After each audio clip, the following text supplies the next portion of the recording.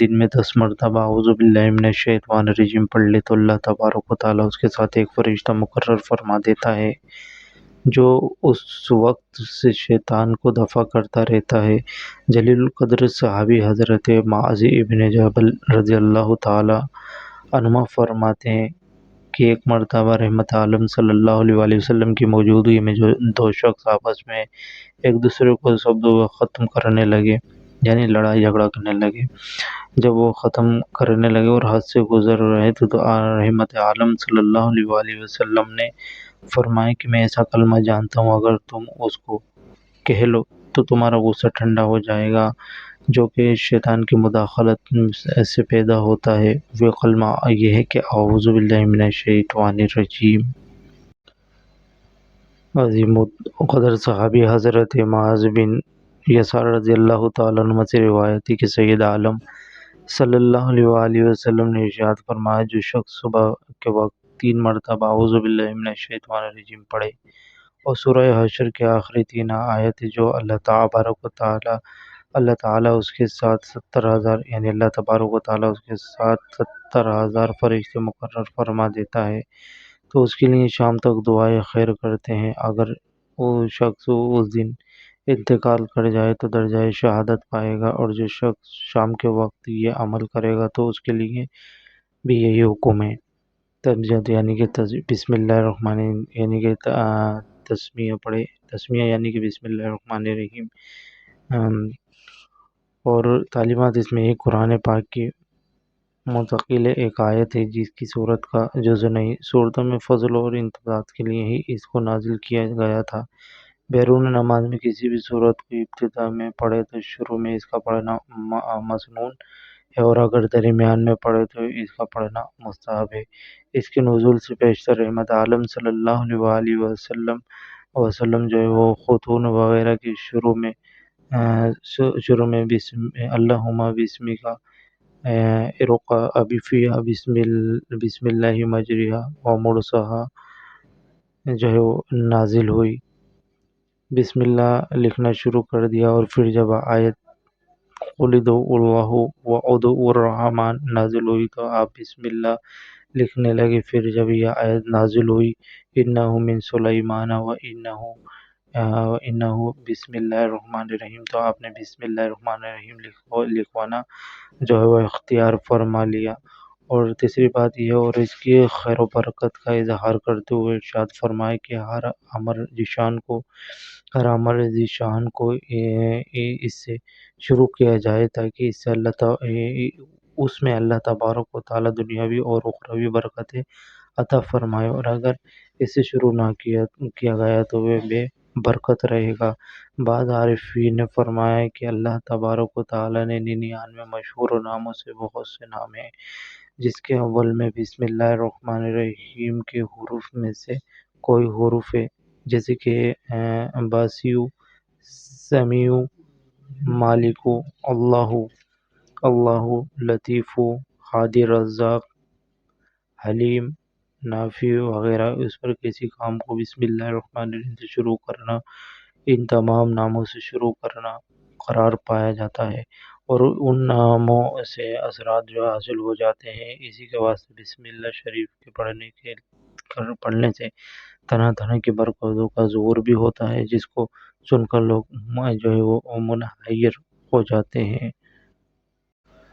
اور اگر کسی چوپائے پر یعنی کہ کسی بھی سفر پر جانا ہو تو بسم اللہ اور الحمدللہ کہہ لیں تو تاکہ اس کے قدموں کی تعداد کے برابر تمہارے لیے نیکیاں لکھی جائیں۔ اور جب کسی کشتی پر سوار ہو تو بسم اللہ اور الحمدللہ کہہ لو تاکہ اس وقت سے یعنی کہ نکلنے تک تمہارے لیے نیکیاں لکھی جائیں۔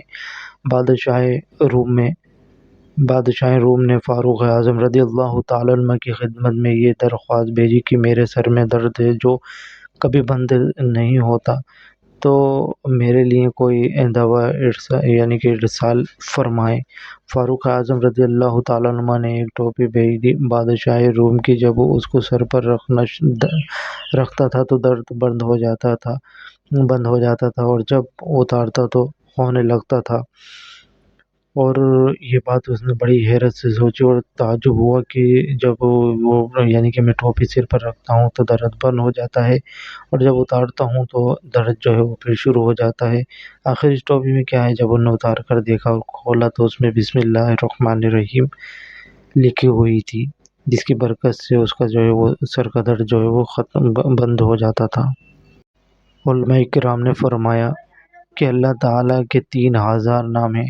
1000 تو وہ ہیں جس کا صرف فرشتوں کو علم ہے، اور 1000 وہ ہیں جن کا علم صرف انبیاء کرام کو ہے۔ 3 توریت میں ہے، اور 300 انجیل میں، اور 300 زبور میں ہے، اور 99 قرآن پاک میں ہے، اور ایک وہ ہے کہ جس کا حکم یعنی کہ بجز اللہ تبارک و تعالیٰ اور کسی کو نہیں پتہ ہے۔ بسم اللہ شریف میں 3 نامۂ مذکور ہیں، اللہ تعالیٰ اور یعنی کہ اللہ رحمان رحیم۔ ان تینوں میں 3000 ناموں میں معنی آ جاتے ہیں۔ نظر برا اللہ تعالیٰ کو ان تینوں ناموں کے ساتھ یاد کرنا بمنزلہ 3000 ناموں کے ساتھ یاد کرنے کا ہوتا ہے۔ بس جس کام کے شروع میں بسم اللہ الرحمن الرحیم پڑھا گیا تو ان 3000 ناموں کی برکتیں حاصل ہوں گی، بشرطے کی نیت میں خلوص اور قلب میں حاضر ہو، یعنی کہ نیت اس کی صاف ہونا چاہیے پڑھنے والے کی۔ حدیث پاک میں آیا ہے کہ محبوب خدا تاجدار دو عالم صلی اللہ علیہ وآلہ وسلم نے ارشاد فرمایا، شب معراج میں میرے سامنے جب جنتیں پیش کی گئیں تو میں نے ان کے اندر 4 نہریں دیکھی، ایک پانی کی، دوسری دودھ کی، تیسری شراب کی، چوتھی شہد کی۔ میں نے جبریل سے کہا، یعنی جبریل علیہ السلام سے کہا کہ یہ کہاں سے آ رہی ہیں اور کہاں جا رہی ہیں؟ جبریل امین نے عرض کی حوض کوثر میں جا رہی ہیں، اور مجھے یہ نہیں معلوم کہ کہاں سے آ رہی ہیں۔ اللہ تعالیٰ کی بارگاہ میں عرض کیجیے تاکہ وہ آپ کو بتا دے یا دکھا دے۔ آپ نے عرض کی تو ایک فرشتہ حاضر ہوا اور محبوب خدا کی خدمت میں سلام عرض کرنے کے بعد ان سے عرض کیا کہ آنکھیں بند فرما لیجئے۔ آپ نے آنکھیں بند فرما لیں، پھر اس نے عرض کی کہ کھول دیجئے۔ آپ نے کھول دیں تو محبوب خدا صلی اللہ علیہ وآلہ وسلم نے ارشاد فرمایا کہ آنکھیں کھولنے کے بعد میں نے ایک درخت کے پاس تھا، اور میں نے سفید موتی کی ایک گبہ دیکھا جس کا دروازہ سونے کا اور اس میں قفل لگا ہوا تھا۔ وہ قبہ اس قدر بڑا تھا کہ اگر امام یعنی کہ تمام جن و انس اس پر بیٹھائے جائیں تو ایسا معلوم ہو جیسے کہ کسی پہاڑ پر ایک پرندہ بیٹھا ہو۔ میں نے دیکھا کہ یہ 4 نہریں اس قبے کے نیچے سے نکل رہی ہیں۔ جب میں نے یعنی کہ واپسی کا ارادہ کیا تو فرشتہ بولا کہ اس قبے میں داخل کیوں نہیں ہوتے؟ میں نے کہا کس طرح سے داخل ہوں جبکہ اس کا دروازہ مقفل ہے، میرے پاس چابی بھی نہیں ہے۔ فرشتے نے عرض کیا، اب فرشتہ عرض کرنے لگا کہ اس کی چابی بسم اللہ الرحمن الرحیم ہے۔ میں نے اس قفل سے قریب ہو کر بسم اللہ الرحمن الرحیم کو پڑھا تو وہ قفل فوراً ہی کھل گیا۔ پھر قبے کے داخل ہوا تو دیکھا کہ 4 نہریں اس قبے کے 4 گوشوں سے نکل رہی ہیں۔ میں نے دیکھا کہ اس قبے کے 4 گوشوں پر بسم اللہ الرحمن الرحیم ہے۔ پانی کی نہر یعنی کہ بسم اللہ کی میم سے، اور دوسری یعنی کہ دودھ کی اللہ کی ہے سے، اور شراب کی رحمان کی میم سے، اور شہد کی نہر رحیم کی میم سے نکل رہی ہے۔ تب معلوم ہوا کہ ان نہروں کی اصل بسم اللہ سے ہے۔ اس وقت اللہ تبارک و تعالیٰ نے فرمایا کہ اے محبوب، تمہاری امت میں سے جو شخص خلوص قلب کے ساتھ ان تینوں اسماؤں کے ساتھ بسم اللہ الرحمن الرحیم پڑھ کر مجھ کو یاد کرے گا تو اس کو ان 4 نہروں سے سیراب فرماؤں گا۔ پھر الحمدللہ پڑھے اور ختم پر آہستہ آمین کہے تو اس کے بعد کوئی سورت یا 3 آیتیں پڑھے تو ایک آیت جو کہ 3 کے برابر ہوں۔ اور یعنی کہ ادھر جو فرمایا جا رہا ہے کہ الحمدللہ پڑھے اور ختم آہستہ آمین کہے تو اس کے بعد کوئی سورہ یا 3 آیتیں پڑھے، ایک آیت ہی 3 کے برابر ہو۔ الحمد شریف کا مختصر تذکرہ اس کی سورہ فاتحہ کہتے ہیں۔ اس میں 7 آیتیں، 27 کلمے اور 104 104 حروف ہیں۔ سید عالم نور مجسم صلی اللہ علیہ وآلہ وسلم نے ارشاد فرمایا کہ سورہ فاتحہ ہر مرض کے لیے شفا مانی جاتی ہے۔ اسی کے بعد سے بزرگان دین مختصر طریقوں میں لکھ کر مریضوں کو پلواتے تھے، اسی فضل تعالی شفا حاصل ہوتی تھی۔ اس کی عظمت کا کچھ اندازہ سید عالم صلی اللہ علیہ وآلہ وسلم نے اس ارشاد سے ہو سکتا ہے جو آپ نے اس کے بارے میں فرمایا تھا، وہ یہ کہ اگر یہ سورۃ توریت شریف میں ہوتی تو موسیٰ علیہ السلام کی قوم یہودیت اختیار نہ کرتی، اور اگر انجیل شریف میں ہوتی تو عیسیٰ علیہ السلام کی قوم نصرانیت اختیار نہ کرتی، اور اگر یہ سورۃ زبور شریف میں ہوتی تو داؤد علیہ السلام کی قوم مسخ نہ کی جاتی، اور جو مسلمان اس کو پڑھے اللہ تبارک و تعالیٰ پورے قرآن پڑھنے کے ثواب عطا فرمائے گا، اور جملہ مومنین اور جملہ مومنات پر صدقہ کرنے کے برابر ثواب جو ہے وہ عطا فرمائے گا۔ اور سید عالم صلی اللہ علیہ وآلہ وسلم نے ارشاد فرمایا، سورہ فاتحہ 100 مرتبہ پڑھ کر جو دعا مانگی جائے اللہ تبارک و تعالیٰ اس کو قبول فرماتا ہے۔ اور اس سورت کا ترجمہ بھی بڑا پیارا ہے کہ سب خوبیاں اللہ تبارک و تعالیٰ کو جو مالک سارے جہاں کا والوں کا ہے، بہت مہربان رحیم والا ہے، روز جزا کا مالک ہے۔ ہم تجھی کو پوچھتے ہیں اور تجھی سے مدد چاہتے ہیں، ہمیں سیدھا راستہ چلا، اس کا راستہ جس پر تو نے احسان کیا ہے، نہ کہ ان جن پر تیرا غضب ہوا، اور نہ بہکے ہوئے کا یعنی بھٹکے ہوئے کا۔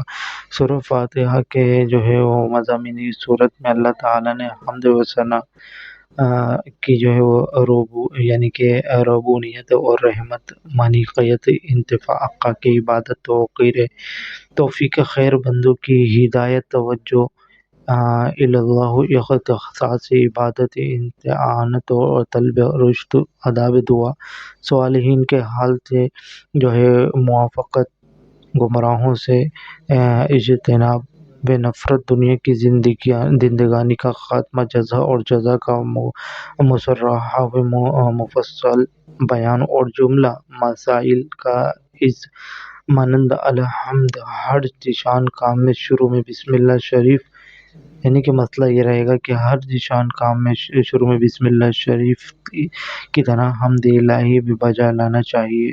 کبھی حمد واجب ہوتی ہے جیسے کہ جمعے کے خطبے میں، اور کبھی مستحب جیسے کہ نکاح کے خطبے میں اور دعا میں، اور ہر کھانے پینے کے بعد، کبھی سنت موقدہ جیسے کہ چھینک آنے کے بعد رب العالمین میں تمام کائنات کے حادث و متحد ہونے کی طرح، اور اللہ تبارک و تعالیٰ کے واجب قدیم اجلی ابدی حی و قیوم قادر و قلیل ہونے کی طرف اشارہ ہے، جس کو رب العالمین نے مستقل یعنی کہ مستلزم ہے ان کے دو لفظوں، یعنی کہ اس کے دو لفظوں میں علم یعنی کہ الہیت کے احامت مابرکت طے کیے گئے ہیں، مالک یوم دین میں ملک ظہور تام کا بیان، اور دلیل ہے کہ اللہ تبارک و تعالیٰ کے سوا کوئی مستحق عبادت نہیں، کیونکہ سب اس کے مخلوق ہے اور مخلوق مستحق عبادت نہیں ہو سکتا۔ اسی کے معمول میں ہوا ہے کہ دنیا دارالعمل اور اس کے لیے انتہا ہے، بس دنیا میں کے سلسلے کو ازلی ابدی کہنا باطل ہے، اور اختتام دنیا کے بعد ایک جزا کا دن ہے۔ اس سے معلوم ہوا کہ جو ہے وہ تناسق باطل ہے۔ ذات و صفات کا ذکر کرنے کے بعد ایاک نعبد میں اس طرح اشارہ کیا گیا ہے کہ یعنی کہ عقیدہ عمل پر اور مقدس ہے، اور عبادت کی مقبولیت اور عقیدہ صحت پر موقوف ہے، اور اس میں رد شرک بھی جو ہے وہ اس میں رد شرک بھی ہے، یعنی کہ شرک کو رد کر دینے والا عمل۔ اللہ تعالیٰ کے سوا عبادت کے سوا کوئی نہیں ہو سکتا۔ ایاک نستعین میں یہ تعلیم فرمائی کہ خواہ بواسطہ ہو یا بے واسطہ، ہر طرح اللہ تعالیٰ کے ساتھ خاص ہے، حقیقی یعنی کہ مستعان وہی ہے، باقی حالات و خدام و احباب وغیرہ سب جو ہے اعانات الہی کے مظہر ہیں۔ بندے کو چاہیے کہ اس پر نظر رکھے اور ہر چیز میں دست قدرت کو کارکن دیکھے، اس کا یہ سمجھنا کہ اولیاء انبیاء سے مدد چاہنا شرک ہے، جیسے کہ وہاں بھی کہتے ہیں کہ باطل عقیدہ ہے، کیونکہ مقربین کا حق یعنی کہ حق کی امداد الہی ہے۔ باطل عقیدہ یہ ہے، اور کیونکہ مقربین کی اس امداد الہی کے تحت بغیر نہیں۔ اگر اس آیت کے بے معنی ہوتے ہیں جو وہابیوں نے سمجھے تو قرآن پاک میں استعینوا بالصبر والصلاۃ مدد طلب کرو اور نماز سے، کیونکہ وارد ہوتا ہے کہ احادیث میں یعنی کہ الحمدللہ سے اعانت کی تعظیم کیوں کی جاتی ہے، اور اہدنا الصراط المستقیم جو تعلیم فرمائی، اس میں بھی یہ مسئلہ معلوم ہوا کہ بندے کو عبادت کے بعد دعا سے مشغول ہونا چاہیے۔ حدیث شریف میں ہے کہ نماز کے بعد دعا کی تعلیم فرمائی گئی ہے۔ صراط المستقیم سے مراد جو ہے وہ اسلام ہے، کہ قرآن یا نبی کریم صلی اللہ علیہ وسلم کے اخلاق بخود حضور کے اصحاب مراد ہیں۔ اس سے ثابت ہوا کہ جو ہے وہ صراط المستقیم اہل سنت کا راستہ ہے، جو اہل بیت و اصحاب اور سنت قرآن اور سواد اعظم سب کو مانتے ہیں۔ صراط الذین انعمت علیہم جملے کی پہلے یعنی کہ پہلے جملے کی تفسیر ہے کہ صراط المستقیم سے طریق مسلمین مراد ہے۔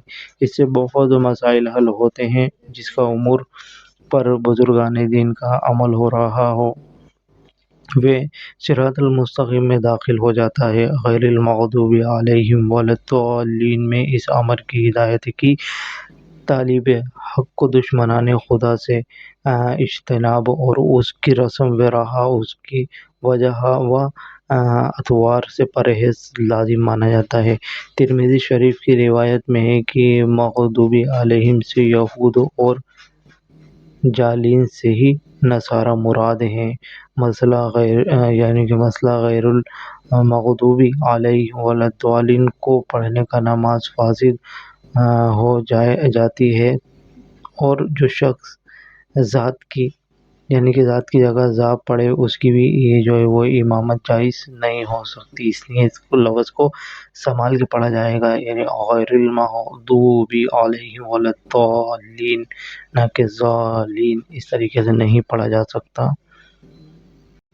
اب بات رہی ہے کہ آمین کا کیا مطلب ہوگا۔ یہ لفظ نہ صرف الحمد شریف بلکہ قرآن پاک کی ہر جز نہیں، الحمد شریف پڑھنے والوں کے لیے اختتام پر اس کا پڑھنا یعنی کہ آخر میں پڑھنا مسنون ہے۔